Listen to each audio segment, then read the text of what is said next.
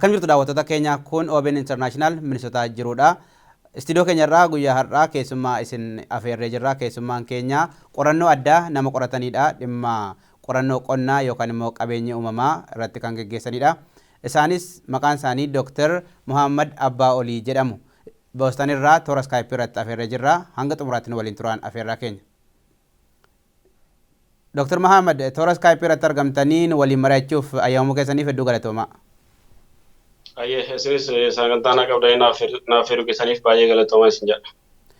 Qorannoo bara kana gaggeessitaniin biyyoota 90 dorgomtoota hirmaatan irratti gara dorgomtoota 5,000 oliiti kan isin wajjiniin dorgome.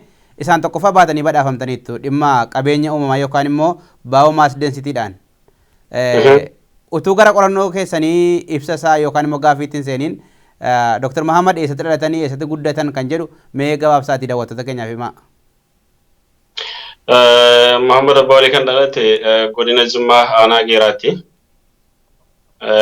Barumsa kiyyaallee kan sadarkaa tokkoffaa Geeraadhumatti baradhee sadarkaa lammaffaa mana barumsaa Aggaaroo itti baradhee sana booda Hawaasa Yuunivarsiitiitiin damee agriikaalcharii Department of Agriikaalchariidhaan baradhee forestarii jechuudha.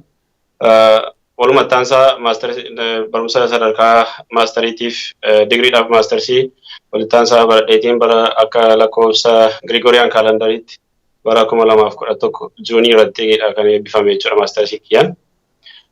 Sana booda gara Miizaan Teeppii Yuunivarsiitii imaluudhaan achitti ramadamee waggaa 4 achiin barsiisaa ture. Achiin osuma barsiisaa jiruutiin gara Turkii skoolarshippiidhaaf deemee waggaa 2 achi ture. Isaan booda riisarchii hojjechuudhaaf gara Jarman deemee achi ture. Turtii waggaa 4tiin booda gara biyya Itoophiyaatti kan deebi'ee ture jechuudha. Amma qorannoo bara kana bara 2019 tokkoffaa baataniittu gara dorgomtoota yookaan immoo warra riisarchii gaggeessan nama 500 ol kan isinii wajjin dorgomee biyyoota 90 irraati. Mata dureen qorannoo keessanii maal jedha? Mata dureen qorannoo kiyyaa effects of carbon under native forest and adjacent land use jedha. Maal jechuudha? Carbon sequestration haala jijjiirama qilleensaatiin kan wal qabate dhiibbaa jijjiirama itti fayyadama lafaa dhiibbaa inni jijjiirama qilleensaa irratti qabu. Dhaafi mukkeewwan yookaan immoo biqiloota achirratti argaman akkamitti gara agriikaalchariitti yoo jijjiiraman yookaan immoo akkamitti gara agroforestariitti yoo jijjiiraman bosonarraa jechuudha. Dhiibbaa akkamii jijjiirama qilleensaa irratti qabaachuu kan danda'u isa jedhudha. Moodelii adda addaa biqiloota adda addaa irratti hojjedheen ture. Sanii fi father of biomass density ni jarri jedhanii jechuudha. Qorannoo keessan sanaan biyyoota garaagaraarra namni hirmaataniiru. Milkoomini keessanii fi iccitiin isaa maanni qorannoodha moo bakka isin qorattan immoo akkaataa qorannoo keessaniiti? Milkoomini kiyyaa qorannocha jalqaba namni tokko yeroo qorannoo kana gaggeessuudhaaf deemu qabxii qorannoo isaa adda baafachuudha kan inni qabu. Isa kamtuyyii saayintifikaalii signifikant kan ta'e akka saayinsiitti isa kamtu gaaffii saayinsii tokko kan cufuu danda'a taayitilii jedhu yookaan immoo gaaffii jedhu irratti kan namni hojjechuu qabu. Sana booda riisarchiin barbaadamaa ta'u riisarchiin kee barbaadamaa waan kan yeroodhaan wal qabate ta'uu qaba. Yoo namni yeroodhaan kan wal qabate yoo ta'e namoota isa dubbisullee baay'ee argata. Fakkeenyaaf riisarchii taayitilii ammaan yookaan immoo mata duree ammaan sitti irratti riisarchii sana kan publish godhee Global Journal of United States'dha. Isa irratti waggoota yeroo muraasaa kana keessatti namoota miiliyoona 24dha kan riisarchii sana bisanii saayit godhan jechuudha. Gabaasa kana immoo kan qoratee dhiyeessu amasuma Ameerikaa keessatti Massachusetts Institute of Technology'dha. Tokkoffaan University of New York jira, University of Oxford jira. Dhaabbata afuridha kan qorannoo wanta kana. Riisarchiin kun hagam dubbifameera, hagam saayinsiidhaaf gahee mataa isaa baateera kan jedhu kan daataa kana kan dhiyeessan jira jechuudha.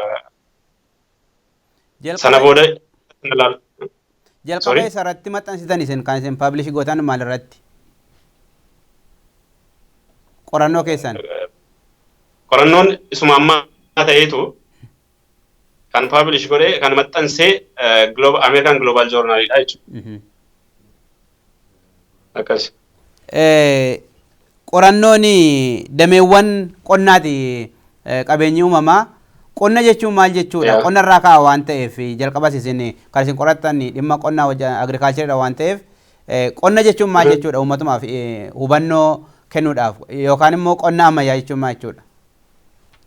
Qonna ammayyaa jechuun haala itti fayyadama lafaa oomishaan wal qabate ta'eetii akkaataa osoo lafti sun hin miidhamin osoo lafti sunis rehabiliteet ta'u lafti sun hin miidhamin osoo waan isaallee gadi hin xiqqaatin yeroo dheeraadhaaf faayidaa akka kennu ta'anii taasisanii itti fayyadamuu jechuudha.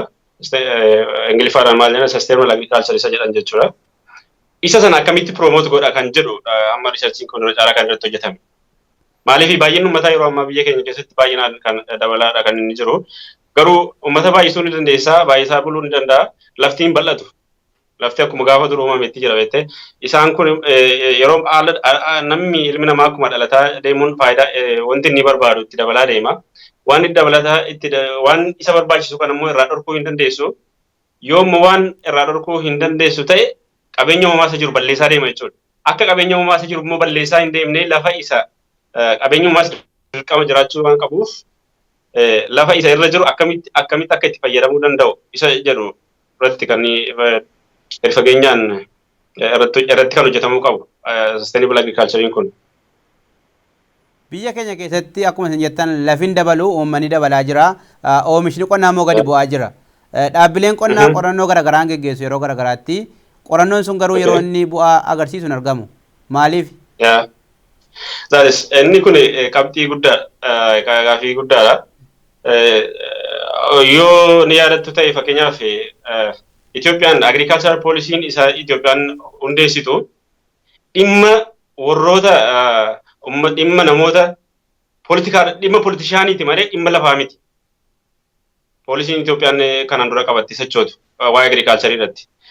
Fakkeenyaaf yoo waa'ee agriculture yookaan waa'ee qonnaa dubbanna jedhan dura nama waa'ee sana irratti hojjetu qopheeffatu. For example amma fakkeenyaaf fudhadhu laal namni tokko yoo ati teknoolojii fa'i barattee agriculture irratti ramadamuu dandeessa. Jalatti si ramadu mootummaa si ramada waan ta'eef need based yookaan knowledge based yaadalle miti. Agriculture baratteetii politikaa keessa hojjetta. Inni kun waliin argu. Fakkeenyaaf amma yeroo darbe kanan dura yeroo baay'ee yeroo researchii kiyya hojjedhu wanti ani hubadhu jira. Waa'ee xaa'oo fakkeenyaaf fudhadhu. Xaa'oon Itoophiyaa keessatti baay'inaan guutummaa guutuutti Maqaleedhaa hamma Moyyaaleetti Gaambeelaadhaa hamma Somaaleetti kan raabsamu NPKdha irra caalaan isaa. Nitrogen, phosphorus, potassiumidha. South West Itoophiyaa keessatti biyya bosonaatti biyya nitrogen ofisaatii fuula lafa keessa guutee jirutti NPK jennaa fi dirqamaan qonnaan bulaatti kennite oomisha kamiitu argama jettee yaaddata. Inni nu sila nitrogenii guutuu keessa jira. Nitrogen kan inni fayyadu maa inni biomass production irratti kan inni fayyadu. Waa'ee biomass sila gaaffii naa kaastee turte biomass production oomisha biomass yookaan immoo muka isaa baala isaa daggala isaa guddisuu irratti kan inni argamu dhaaba isaa dheeressuu irratti. Kan bu'aa isaa kan ija oomishu kan akka inni ija oomishu isa godhutu ummataaf kennuu jiru kan inni godhamu fertilizerii kana maal godhu NPK Itoophiyaa guutuudhaaf hirama dirqama namni hundinuu fudhachuu qaba. Kun land based miti jechuudha. Ecological based miti ecological determination jiru. Haalli naannoo qilleensaa hin hubatamu. Haalli qabeenya haalli qonnaan bulaan hin hubatamu. Inni irratti ramadan waa'ee lafichaa hin beeku, waa'ee biyyichaa hin beeku, waa'ee qilleensichaa hin beeku. Hojjedhu jedhamee assaayimentiin kenname qofa hojjeta waan ta'eedhaaf wanti inni hojjetuuf inni hojjetamuuf wanti hojjetamuudhaaf wanti irraa eegamu waliin arganne jechuudha. Kanaaf yeroo baay'ee qonnaan biyya keenya keessaa qabxiin inni guddaan isa kana. Kun sadan wal argachuu dhabuu isaati. Gara biraatiin immoo maa inni sensitive management inni jedhamu kun ummataaf beekumsi hin dabarfamu. Beekumsa gahaan hin jiru, teknooloojiin gahaan hin jiru. Teknooloojiin jirrii fudhatanii dhufanus teknooloojiidhuma biyyootuma hamma biyya keenyaa hin geenye qabeenya lafaa qabeenya uumamaa hamma haga biyya keenyaa hin qabne teknooloojii jaraati fakkeenyaaf baay'inaan teknooloojii chaayinaati kan fidamee biyya keenya baay'ifamu. Teknooloojii chaayinaa fakkeenya yookaan immoo teknooloojii kooriyaa some country finnee biyya keenya keessa baay'isuudhaaf biyya keenya keessa diriirsuudhaan duratti lafti keenya maal inni ikoloojii akkamii qabnaa, soilii biyya akkamii qabnaa, ummata akkamii qabnaa, teknooloojii akkamii qabnaa, isa kamtu yoo dhufe biyya keenya kan isa kamiitu biyya keenya fayyada. Biyyi nu irraa fidaa jirru sunis lafa akkamii irratti teknooloojii akkamii fayyadamaa jiru isa jedhu jalqabaa adda baasanii tun ta'in fiduudhuma agriimantiidhuma waliin waan mallatteessanii fidamaa uummatatti kennamaa yoo fudhateen fudhataa yoo fudhanne inni dhamaadha. Kanatu kun immoo productivity irratti dhiibbaa guddaadha kan inni qabu. Rakkoo poolisii jechuudha. Imaammanni qonnaa biyya sanaa maal fakkaata? Amma waa hedduu kaastee tati. Yeroo bara mootummaa darbee yookaan immoo waggaa 27 dura yeroo yuuriyaaf daappiin biyya dhufee lafti yuuriyaan beekuu daappiin beekuu oomishni jalqabaa gaarii ture jedhama. Waggaa jalqabaa. Garuu gadi bu'aa dhufe waggaa waggaadhaan qonnaan bulaan dirqamaan akkuma jette kennamaa fi waan qabu gurguree waggaa waggaadhaan kaffalaa oomishi isaa immoo dabalaan jiru. Maani rakkoon isaa akka saayinsiitti akkamittiin ilaaltati? Amma fakkeenyaaf rakkoon isa kanaa maalidha? Lafti jechuudha. Fakkeenyaaf lafa ganda tokko yookaan immoo lafa manni tokko irratti ijaaramu fudhadhu. Isa guddaa ganda yookaan immoo hektaara tokko waan jechuu dhiisiti lafa manni tokko irratti ijaaramu lafa meetira 200 yookaan kaarii 200 fudhadhu fakkeenyaaf. Achuma keessatti osoo biyyee gosa fertilizer yookaan immoo gosa xaa'oo adda addaa barbaadu argina. Biyyee wal fakkaatu xaa'oo gosa adda addaa hin barbaadu jechuudha lafti murtaa'aa tokko. Qorannoon waan irratti hin gaggeeffamneef hooma itti kenname qofatti itti naqamaa jira. Kanatu dhaqee achi biological effect isaatu dhaqee ilbiisota achi keessa jiranii balleessaa jechuudha. Ilbiisonni achi keessa jiraachuun yookaan immoo raammoleen wantoonni adda addaa achi keessatti jiraatan keemikaala sanaan waan du'aniif lafa sana ofumaa isaaniitiif risaayikiliin godhan eereeshin waan jedhamu jira. Wanti sun hin raawwatu jechuudha. Lafa sana gara gogiinsaatti geessa.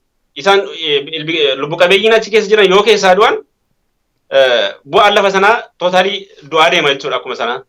Lubbu qabeeyyiin sun achi keessa jiraachuun illee faayidaa ofii isaatii waan qabuudhaaf. Saniif callisnee fakkeenyaaf lafa daabbiidhaaf yuuriyaa hektaara tokkotti yoo naqxa taate nagaa miti jechuudha kun. Maal utuu adda hin baafatiin. Lafa meetira tokko kaaree meetira tokko irratti biyyeen achirra jiru wanti inni barbaadu keemikaala adda addaa ta'uu danda'a. Nu garuu walumatti gaditti naqna.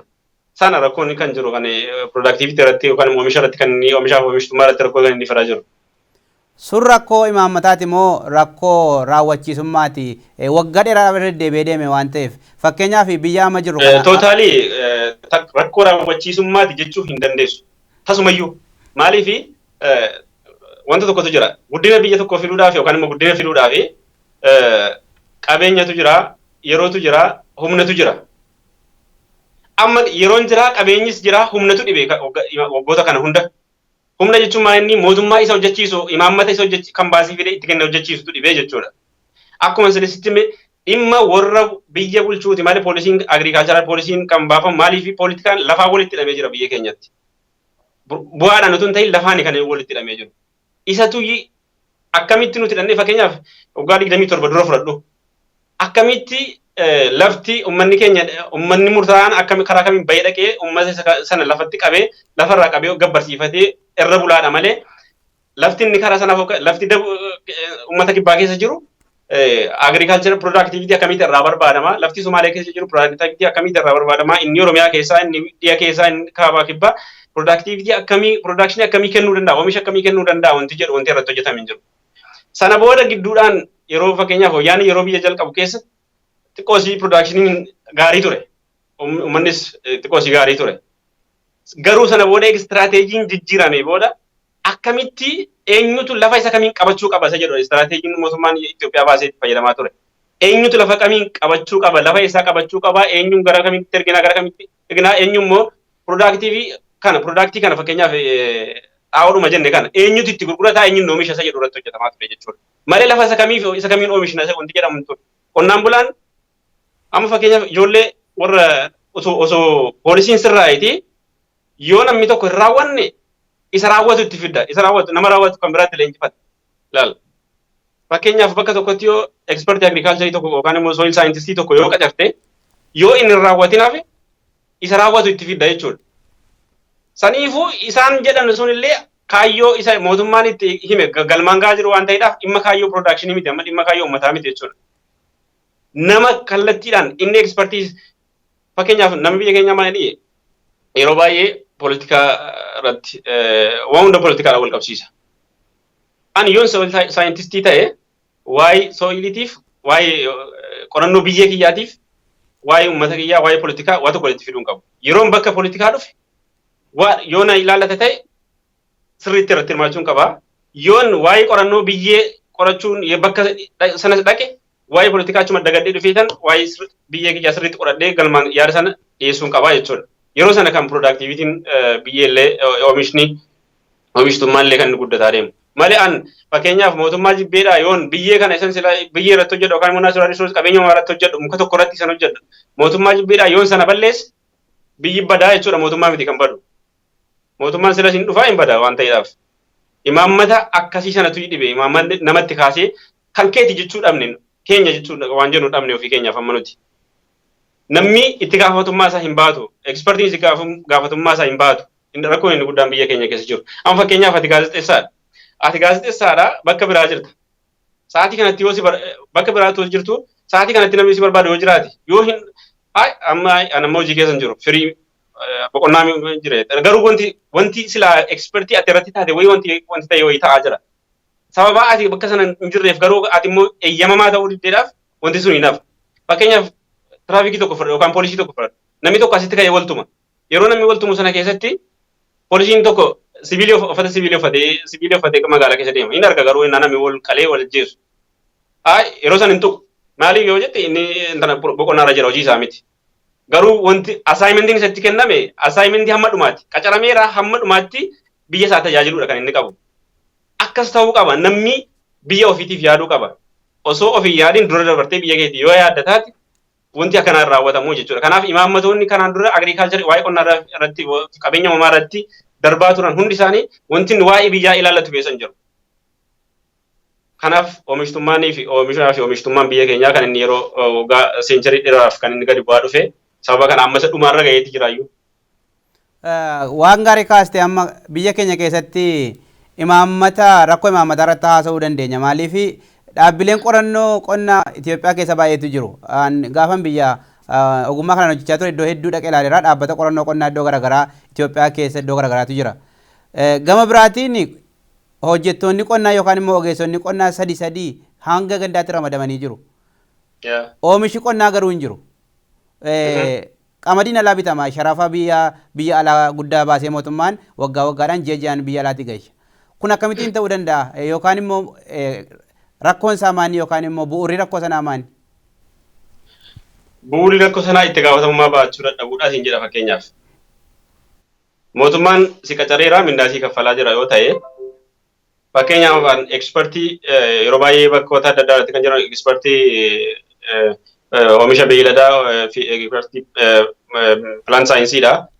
Gamaraatiin immoo waa'ee agriikaalcharii irratti kan hundaa'edha oomisha irratti kan hundaa'edha yeroo baay'inaan sadii kana jettu kun akkasuma fakkaata. Namni fakkeenyaaf itti gaafatamummaa koo akkan baadhuudhaaf mootummaan achitti na ramadeera yoo ta'e ani itti gaafatamummaa kiyya hin ba'atin fakkeenyaaf yoo bakka baay'ee yoo deemte amma ijoolleen keenya dargaggoonni keenya maanii jimaa qamaanii bakka hundatti. Sa'aatii lama jimaa qamaaniiti sa'aatii tokko lama hojii hojjetanii dhaqanii waan ta'e itti himanuu qonnaan bulaa akkana godhi jedhanii deemanii biraa deemu sa'aatii kudhanii ol taa'amee jimaan qamaama yookaan immoo bakka dhugan yoo ta'e bakka dhugaatii dhaqanii sa'aatii 10 ol dhugaatu dhugama sa'aatii lama garuu ati guyyaatti yoo xinnaate sa'a 8 hojjechuudhaaf kan qacaramu namni tokko. Kana itti gaafatamummaa baachuu dadhabuu keenya duraan kan ka'edha kan oomishtummaan kan warri kun illee kaayyoo mootummaan itti kennu galmaa ga'uu kan hin dandeenye. Kun immoo gara kamiin dhufuu danda'a? Akkuma nama sitti hime kana imaammata sana fudhachuu dhabuuraan dhufuu danda'a. Imaammanni sun sirrii miti ta'ee akka namni sirrii miti ta'ee akka inni sirrii hin taane namni hubateera yoo ta'e ati dirqamaan itti dhiibda yoo ta'e hojiin dalagaan dalagusuma ija kee duraa deemuudhuma qofa gara baadiyyaa deema malee ogeessi qonnaa sana itti gaafatamummaa baay'ee. Akka sanaan biyya sana keessatti imaammanni diinagdee qonnaan durfamu kan jedhu jira. Ammallee gara indastiriitti darbeera. Qonnaan durfamu jechuun agriikaalchiraal indastiriyaalaayzeeshinii inni jedhu sun hangamittiin hojiirra ooluu danda'a. Imaammatti dhiyoo jijjiirame jira waggaa 5 dura indastiriidhaan dursinaadha. Indastiriin jiraachuudhaaf immoo oomishni jiraachuu qaba. Walii wajjin deemaa akkasittiin taanaan. kana gaama dubbii walii wajjin akka hin deemne kun asitti bari gaalaal. Isaan warri imaammata baasu warra mootummaalee addunyaatiin imaammata kanaa qabnaa jedhanii barreeffamaan itti agarsiisu malee waan achi keessatti raawwatamaa jiru argaa hin jiran. Kanaan oomishummaan itti hojjeta sabalaa dhufeera amma. Uummanni hojii dhiisee dargaggoon hojii dhiistee hojii mootummaa hojjetaa mootummaallee ekspertiin agriikaalcharillee hojii dhiisee maaliif nuffe waan bu'aan qabne hojjetaa ture kaa duraan. Yoo itti mani dhago yoo asii dhaqee komantii itti kenne kun yaada keenya hin fudhatamne jedheeti yookaan garuu jijjiiraa yookaan dimooshinii gara baadiyyaatti fagootti ergu waan akkasiitti raawwatama malee sorry namichi kun maaliif kana jechuu danda'e isa jedhu wanti gadi fageenyaan irratti ilaalamu hin jiru. Namni kun maaliif akkana godhe hin jedhamu. Imaammata keenya waan hin fudhanneef akkana godhee waan ta'e wayii irratti fudhatamuu qaba jedhama. Sana booda innis hojii isaan hojjetu dirqama achi taa'e waan jedhameef achi taa'u isaa qofa raawwata. Kanatu rakkoo fida laala. Baay'ee inni adriidhaan wal qabatee jalqabaati utuu bakka itti oomishamu hin qabaatin eessa amma akkuma jalqaba kaa'an eessatti maal akka oomishnu waliin beennu agriikaalchar kan qofa haasawuun keenya maal fayyada fakkeenyaaf adlii jennee agriikaalcharal liid indastirii jennee baasuun keenya eessatti maal akka oomishtu hin beektu akkamitti maal gochuudhaaf baastamee fakkeenyaaf barreeffamaan lafa keessee qofa yoo ta'e akkamitti jijjiirama fida akkamitti gara jijjiiramaatti jijjiira. Inni amma nama eenyunni kanaan ekspertii isa kamiinni kana geessee appilaayi godhu. Maal barbaada kontentii akkamii of keessaa qabaa nama ammamiittiin tireen goonee jirra eessatti dhaqanii appilaayi godhu isa jedhu kana sirriitti beekuu qabna. Itoophiyaa keessatti yoo bakki oomisha kennuun hin dandeenye hin jiru lafti. Yoo fudhattee ilaalte fakkeenyaaf waa'ee qabeenya uumamaatiin namni yoo fudhattee ilaalte investoroonni jiran look akka exampleetti akka fakkeenyaatti fudhanna South West Ethiopia irratti naannoo koofii investor irratti jechuun investimentii warra koofii buna irratti dalagan irratti investimentiin jalqabuma lafaa kaafnee yoo ilaallu dhaabbata warra guddina biyyaa ariifachiisuu keessatti gahee taphatanidha. Investimentiin South West Ethiopia keessatti hojjetamu isaan bosona ciraniit buna dhaabu. Bosona xaawulaa isaa gurguratu buna immoo kan biraa geessanii keessa dhaabu. Mi'ati oomishtummaadha itti yaaddaati waan kana. Mi'a kun oomishtummaadha jedhee yaadu nama akkamiiti mee? Bunni muka malee danda'a? No. Tokkoffaa ati eega investarii taate lafa Itoophiyaa kan muka hin qabdu jira muka dhaabdeetti kan itti oomishu lafa sana misoomsuutti kan itti deemtu. Lafa sana irratti lafa muka hin qabne irratti muka dhaabdeetti maaliif iyyii buna jalan dhaabdu. Gama biraatiin immoo buna muka malee guddatu maaliif biyya keessatti hin baay'ifamu. Waliin argatu jechuudha. Inni jala deemanuuf inni jala haasaan tokkoo miti. Poolisiin keenyaaf wanti nu hojjennu tokkoo miti. Kaayyoo kana galmaan ga'uudhaaf immoo namni itti gaafatamummaa isaa baachuu qaba. Kanaan dura akka namni itti gaafatamummaa isaa hin baanne yoo itti gaafii gaafatte gama biraatti harkifamta waan taateef namni gaafii gaafachuurra rakkoo biraatti keessattis kufuurra afaanuma isaa qabatee taa'utu dhiyaataa jechuudha. Kanaaf wanti guddinni biyya keenyaa dudduubatti deemaa deema. Atamma qorannooti qoratte sadarkaa addunyaatti tokkoffaa bahee kan si badhaayiseedha. Biyya keenya keessatti immoo rakkinatu guddaatu jira. Baay'inni uummataa dabaleera, diinagdeen hin jiru, oomishi dabalaa hin jiru jenna. Gama biraatiin immoo dhaabbileen olaanoon biyya keenyaa dhaabbileen barnootaa jechuudha. Qorannoo isaan gaggeessanii sadarkaa maalirra jira akkamittiin madaaltasa? Qorannoo ni gaggeessanii yeroo baay'ee wanti akkanaa kun kan gaafii ammatti na gaafataa jirtu kanallee warri sunis na gaafataniiru. Interviiyuu na godhatanii warri dhaabbanni badhaasa kanaa kennanii rakkoo guddaa biyya keenya saayintistoota kan immoo qorattoota biyya keenya irra jiru lamatu jira. Tokkoffaa namoonni riiserchii hojjetanu fakkeenyaaf yuunivarsiitiin tokko maal godhanii ofii isaaniitiif tiim eeriyaa baasu waa'ee qorannoo irratti gaggeessan jechuudha. Waan qorannoo irratti gaggeeffamuu qabu. Tiim eeriyaa sana baasaniiti riiserchii taayitilii tokko yookaan mata duree riiserchii tokko kana jedhanii baasanii qarshii fandii isaaf godhamu immoo hamma kana hin darbuu jedhu.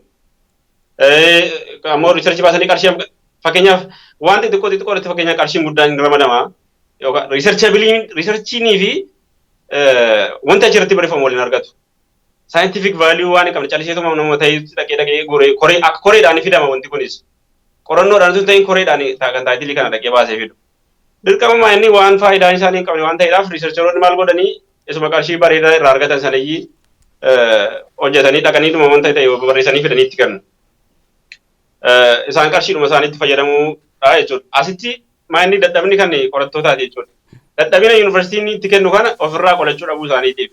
Akkuma isin jedhu sana itti gaafatamummaa bahuu dhabuudhaan kan wal qabate ta'eeti yoo isaan waa isaanis ammas waa biraatti deemamaa jira waan ta'eef hin callisaniituma oma qarshiitti argatan qofa dalaganii dhiyeessu. Gama biraatiin immoo namoonni baay'een riisarcheroonni baay'een qorannoo hedduu silaa itti baay'ee kan barbaachisoo ta'an namoonni hojjetan ni jiranii. Haa ta'u malee maayinni riisarchii hojjetaniiti lafa kaa'an. Yoo waa godhanis fakkeenyaaf dhaabbileen akka addunyaatti riisarchii isaanii maxxansiifachuudhaaf tokkoffaa very significant ta'uu qaba riisarchiin isaanii kan ija guutu ta'uu qaba. Lammaffaa immoo namni sun qarshii kafalan qaban fakkeenyaaf yeroo riisarchii isaanii maxxansiisan qarshii kafalan qaban. Yeroo sana amma fakkeenyaaf Itoophiyaa keessa taa'een dhaabbata biyyaa intarnaashinaallii tokkoof qarshii kafalee riisarchii kiyya paablish godhadha jechuuf maxxansiifadha yoo jedhe gochuu hin danda'u waan akkasii aksesii akkasii waan hin qabneef jechuudha. Namoonni baay'een riisarchii isaanii akkasitti dalaganii kan silaa addunyaa kana biyya keenya irra darbee waa biraa jijjiiruu danda'u hedduu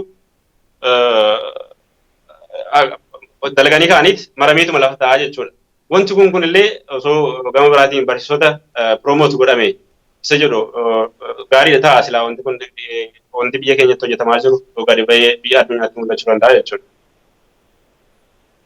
Rakkoon midhaan nyaataatiin of dadhabuu biyya keenya baay'ina uummataa wajjin maal jettu? Yeroo tokko gaaffiif deebii dhaabbatni tokko si geggeesse argeen ture. Rekomendeeshinii yookaan immoo yaada kee gaafatu akka ati yaada irratti kennituuf rakkoolee garaagaraa dhimma qonnaa wajjin wal qabatu wajjiniin. Biyya kanatti Ameerikaatti namoonni yookaan immoo qonnaan bultoonni biyya kanaa dhibbeentaa tokko jedhama kan qonna qotan. Uummanni immoo miliyoona 300 ol uummati biyya kanaa nyaachisee jiraachisaa gara biyya alaatti yeroo isaan itti ergantu jira. Rakkoon isaa maanni yookaan immoo akkamittiin jijjiiramuu danda'a sun biyya keenya keessatti? Akkamitti jijjiiramuu danda'a inni jedhu gaaffii bareedaadha. Jijjiiramuudhaaf komitmentii nu gaafata akkuma jalqaba sii kaasee wantoota sadiitu jiran amma wantoota biyya tokko guddisuudhaaf waan lamaan jiran humna qabanaa humna namaa qabnaa qabeenya qabnaa. Humna keessa yeroo itti hojjennu illee hin qabnaa bakka irratti hojjennu sinuma qabnaa nama nu hojjechiisuu dhabne. Amma akka daataan adda addaa agarsiistu persentii 70 ol dargaggoota uummata nama hojjechuu danda'udha namni biyya keenya. Garuu teekinooloojii maaliitiin hojjedhaa eessa hojjetaa isa jedhu imbaalaanseed waan waliin mudanneedha jechuudha. Namni tokko teekinooloojii mootummaan utuu galchee amma yuunivarsiitiin hin baratti barattoonni hin barataa yeroo hunda hinuma eebbifamaa barbaraan hinuma eebbifamaa. Inuma ta'a. Garuu wanti hojjetan dhibee naannoo miti kan biyya keenya barattoonni galanii baratanii kaanii galanii ta'an. Yookaan immoo bakki itti nama qaxaran dhibee jennaan miti. Istiraakcharii kana irratti hin hojjetamne. Mootummaan istiraakcharii kana irratti hin hojjenne. Qonnaan bulaan namni miiliyoonni meeqa namni miiliyoonni 100 baadiyyaa taa'uun qofti waa tokko wanti inni fayyadu hin jiru. Namni miiliyoonni tokkotu baadiyyaa taa'ee wanti isaa barbaachisu naannoo kamirratti maal akka oomishamu lafarratti qorannoon geggeeffame kilaameetii akkamiitu qabna jijjiirama akkamiitu immoo geggeeffamaa jira akkamitti jijjiirama kana immoo at least yoo of duuba deebisuu dadhabne akkamitti dhaabna yoo dhaabuu dadhabne akkamitti saffisa isaa hirrifna kan jedhamu irratti utoo hojjetamee namoonni muraasatti teekinooloojiin ga'aan itti kennamee jedheeti production isaa yeroo sana ol guddachuu danda'a jechuudha. That's why sababni fakkeenyaaf biyyoota guddatan keessatti Ameerikaa jettaa fakkeenyaaf Ameerikaan persentii tokko qonnaan bulaadha inni kaan taa'eetu mayyii qonnaan bulaa irraa oomisha qonnaan bulaa nyaata. Kana isa kun sababa akkanatti jechuudha. Namoota baay'ee qonnaan bulaatti erguu keerra qotuu qonnaatti erguu keerra namoota muraasa waan isaaf barbaachisu waan bakka isaan barbaachisu identify sirriitti adda baaftee waan inni ittiin hojjetuuf akka inni itti hojjetu itti gootee yoo ergite productioniin yookaan immoo oomishni yeroo sana baay'ee ol ka'a jechuudha. Gama biraatiin wanti rakkoo biyya keenya irratti oomishumaa inni kan oomishu qonnaan bulaadha. Kan gadi itti baasu si laal. Kan irraa fayyadamu kan nyaatu si kan oomishu qonnaan bulaadha. Ati qonnaan bulaa kiiloo tokko fakkeenyaaf buna kiiloo tokko kan immoo sukkaara buna kiiloo tokko qonnaan bulaarraa birrii 5 yookaan birrii 10 birrii 20 biteetii ofii keetii immoo keessi maal gootaa birrii 90 birrii 100 gurgurta. Ilaala. Maal gochuu oomishaalee qonnaan bulaan kana? Akkaataan gabaan dhiyeessiif gabaan tokko miti yookaan immoo gidduuttitu warra daldalatu jira. Inni dadhabbii isaan arganne jechuudha. Amma fakkeenyaaf Ameerikaa fudhatte kanan duraan Jarman keessa ture, Turkii keessa ture, biyyoota Awurooppaa baay'ee argeetiin jira. Fakkeenyaaf yoo fudhatte qonnaan bulaadha kan akka gaafiin isaaniif dhiyaatu. Bara kana sukkaara kiiloo tokko birrii qarshii saantima meeqatti gurguramuu qaba kan jedhamee daataan isaan irraa sassaabamee ka'eeti kan gatii wayii ba'u jechuudha fakkeenyaaf. Biyyoota Awurooppaa keessatti akkasitti yeroo baay'ee akkasitti argaan ture. Asii kan keenya garuu mootummaa akkasitti gurguruu qabdanii yookaan immoo kun gidduu kana waan jiru fakkeenyaaf situ dhaqeeti akka barbaadde qarshii amma kana barbaadde gurgurii yoo barbaadde dhiis jettaaniin akkamitti oomishaalee uummanni baalaansii miti kaa wanti kun baalaansiin gidduu kana jiru eegamaa hin jiru yoo oomishes faayidaa hin qabu. Fakkeenyaaf namoota baay'ee isuman haguman galee biyya ture kanayyuu namoota baay'eedhaan wal quunnameera namoota baay'ee haasofsiiseera. Maal jedhu yeroo baay'ee Saawuzwestii keessatti kanaan dura bakka ture baay'inaan boqqollooniif xaafiin hin oomishama ture. Amma yeroo deemu oomishni tokko illee hin jiru. Maaliif akkamitti uummanni akkas ta'ee gaafadhe ofii baadiyyaa keessa deemeen. Jennaan nuti yoo amma xaafii faraasillaa tokko birrii 607 binna xaafii faraasillaa tokko kana hundaan binnee facaasuu keenyarraa lafatti gannaquu keenyarraa waan achirraa argamu hin beeknu lafti keenya akkan akkas ta'e nu jala babbadeera. Qarshittiin uma sanaan maaliif xaafii dhannee bitannee dhufnee hin nyaannu maaltu nu beekna lafatti facaafna jedhee taa'u manni. Kan haddii kana durasii kana hunda keessa gadi moraaliin uummataa du'ee jira jechuudha. Kana immoo wanti sirreessuu danda'u qaama mootummaati. Seerri irratti bahuu qabaa. Oomishaaf oomishtummaan akkamitti qorannoo irratti gaggeeffamuu qabaa. Qorannoon sun maramee lafa kaa'amatu hin ta'in hojiirra ooluu qaba jechuudha kallattiidhaan. Qonnaan bulaadhaaf insentiiviin kennamuu qaba jechuudha. Waan gaarii kaastee amma qonnaan bulaadha kan gatii murteessu kan jettu. Biyya keenya keessatti yuuniyeenii jedhii ECX jedhii yeroo tokko kan banamee ture hundi isaaniiyyuu qonnaan bulaa fayyadamuuf utuu hin ta'in gidduu sana kan jiran qonnaan bulaaniif gabaan addunyaa wal hin argine ammayyuu. Sana immoo akkuma jettee mootummaadha kan furuu danda'u. Mootummaan immoo waggaa waggaadhaan imaammata irratti haasa'a waa'ee imaammataatti kan miidiyaadhaan haasa'amu gaafa buutu immoo lafarra wanti jiru hin jiru. Ammas sana furuun kan danda'amu qaama mootummaa keessaa isa kami warra imaammata irratti hojjetu immoo warra qonna irra jiran immoo warra qorannoo irra jiran. Amma akkamitti fakkaata?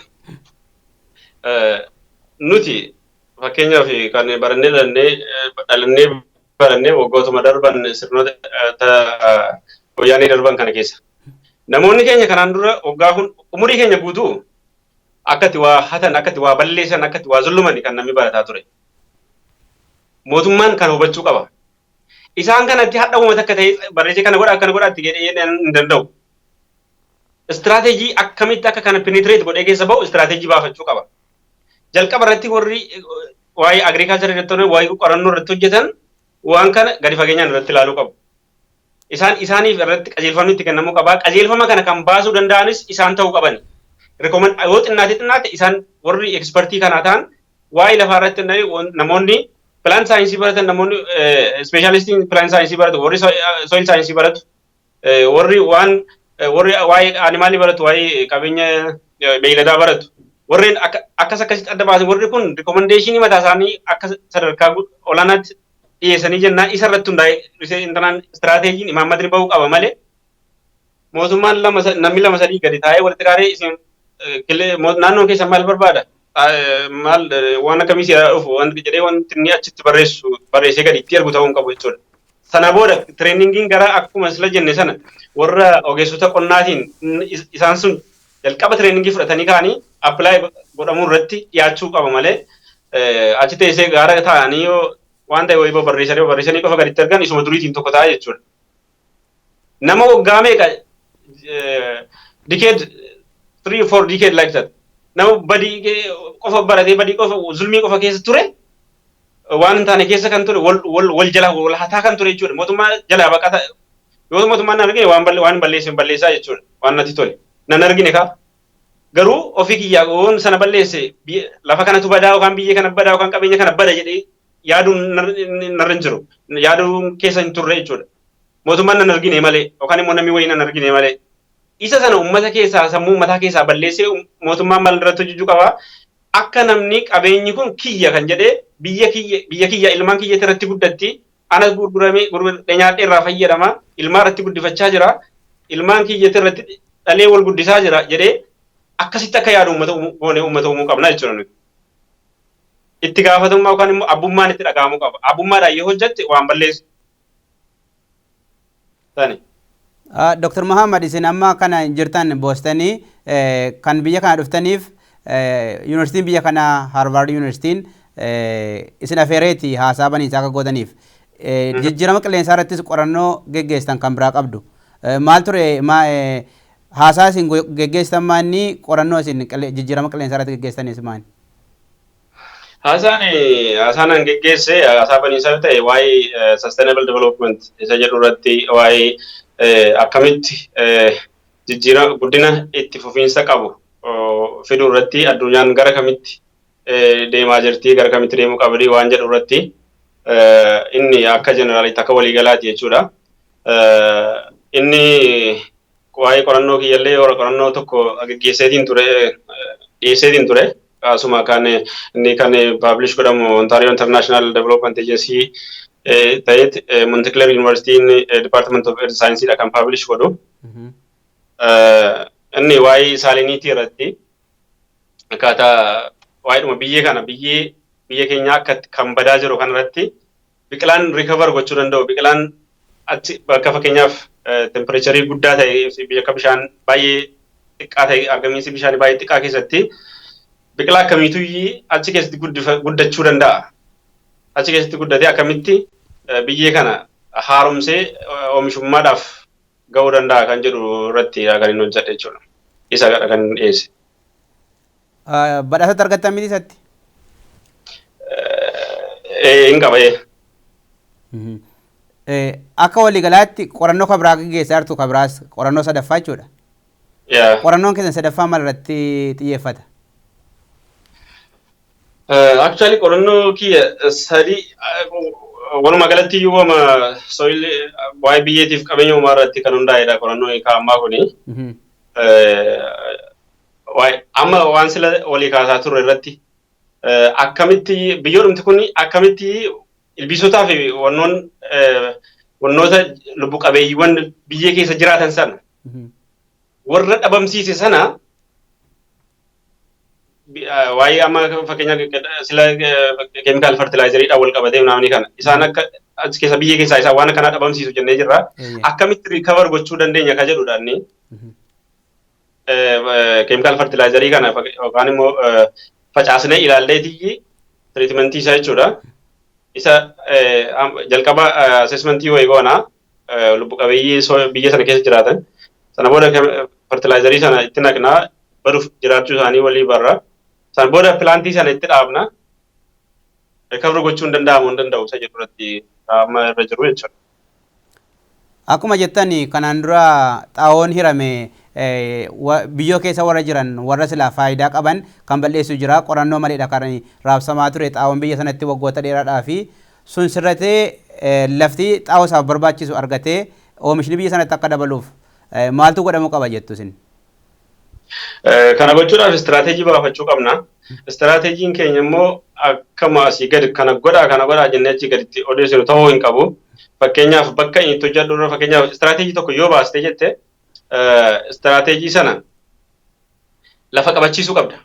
Waraqaa qofa qabachiisuu hin ta'in lafa qabachiisuudha kan nu qabnu.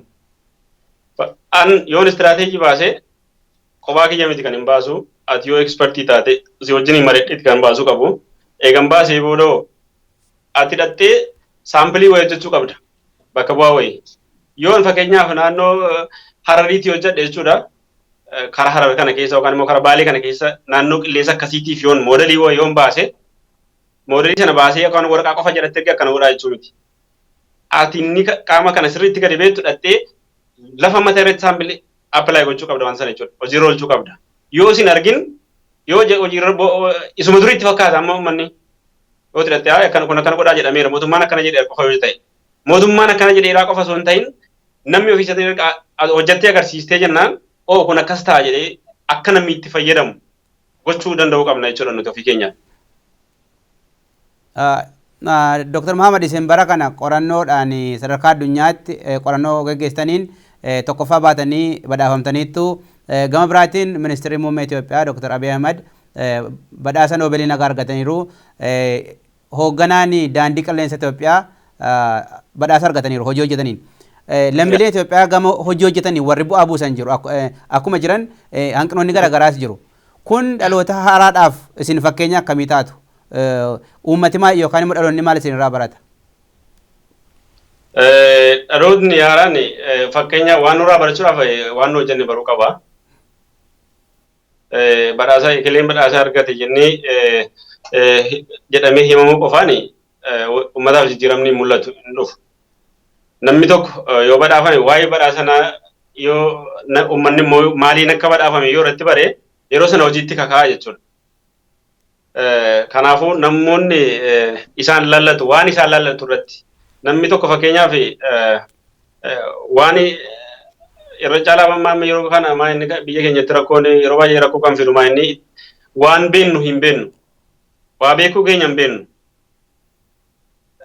akkasitti of ilaaluu hin qabnu waan beennu hojiirra oolchuu qabnu hin beekta yoo taate yeroo sana bu'aan argamuu danda'a waan komitii ta'uu qabna komitimentii jiraachuu qaba itti gaafatamummaa keenya sirriitti baachuu danda'uu qabna waan qabne irratti xiqqaatus guddaatus amma fakkeenyaaf yoon bakka tokko jiraadhe yoo ministeera taate amma fakkeenyaaf yoo ministeera yookaan immoo itti gaafatamaa OBN kana yoo taate waardiyyaa ni qaba miti mooraan keessan waardiyyaa ni qaba ati waardiyyummaa sana hojjechuu hin dandeessu kan waardiyyummaa hojjechuu danda'u qobaatti kan hin dhufu kan dhimma waardiyyaa isa ilaallatu jechuudha.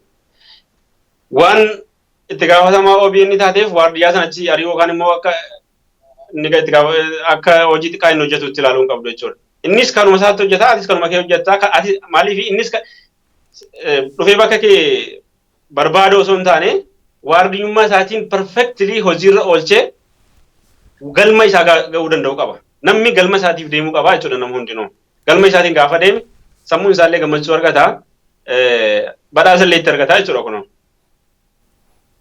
Akkasi kanaaf hin jedha namuu galma kaa'achuu qaba galma isaa ga'uudhaaf immoo waan isa barbaachisu waan galma sana barbaachisu hunda irratti xaarii mataasaa dhiibbaa mataasaa gochuu qaba jechuudha. Dr. Mahammad akka isiniin jedhu iyyuu dargaggummaan dargaggeessummaatti bu'aa hammana ga'u argamsiistaniittu. Dargaggoonni keenya hedduun immoo baay'een biyya yookaan carraasaa dhabuudhaanii tokkoon immoo hanqinoota garaagaraatiin bakka barbaadan hin geenye. Isaaniif dhaamsa maalii qabdu? Keessumatti yeroo ammaa kana namoonni Itoophiyaa keessatti jijjiiramaa achi keessa jiruun dhimma siyaasaa qofaa irratti dargaggoonis akka meeshaa siyaasaa ta'uuf yeroo itti fayyadamantu jira. Inni kaan immoo sooshaal miidiyaa kana irratti yookaan immoo miidiyaa hawaasummaa irratti ba'ee yeroo isaa balleessaa jira. Utoo hojjetanii immoo akka keessan kana sadarkaa addunyaatti badhaasitti argamuu danda'a. Badhaasaaf utuu hin ta'in biyya ofii jijjiiruudha waan ta'eef. Isa kanaaf dhaamsa maalii qabdu dargaggootaaf?